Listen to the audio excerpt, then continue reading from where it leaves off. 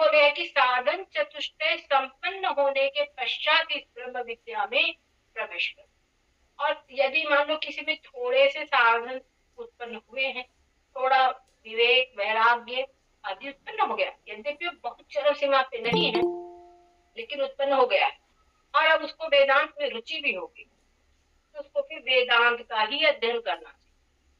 और जो कुछ उसकी उपासना में कुछ कमी थी और साधन चतुष्टय की कमी रह गई थी, वो सारी कमी भी इस ब्रह्म विद्या के चिंतन से ही दूर हो जाएगी। समझ गए? एक क्षण के लिए ब्रह्म का दर्शन किया, एक क्षण के लिए किया, वो एक क्षण धीरे धीरे धीरे वही क्षण उसके बढ़ जाएंगे मतलब उसका चित्र पहले एक क्षण केवल रुकता था अपने सुख में, फिर ज्यादा देर रुकने लगा, धीरे धीरे धीरे उसको अभ्यास से सफलता। इसीलिए कहा ब्रह्माभ्यास करना, ये भी अहम ग्रह उपासना ही है। ये अगले जो 5वीं तरंग है उसमें चीज बताई जाएगी। ठीक है, ठीक है गुरुमा।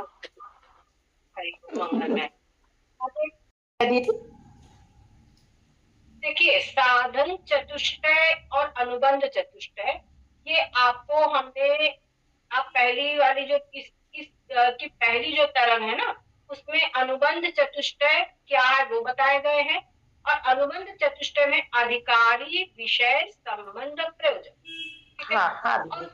अधिकारी का जो लक्षण है, अधिकारी को साधन चतुष्टय संपन्न होना चाहिए, ये बताएगा। विवेक वैराग्य खट संपत्ति और मोक्षता, ये साधन चतुष्टय अधिकारी में होना चाहिए।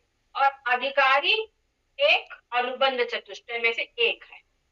समझ गए? इसका विशेष विवरण आपको है तो वो हमने जो प्लेलिस्ट दी है, इसमें आप नंबर 1 से आप सुना, आपको मिल जाए।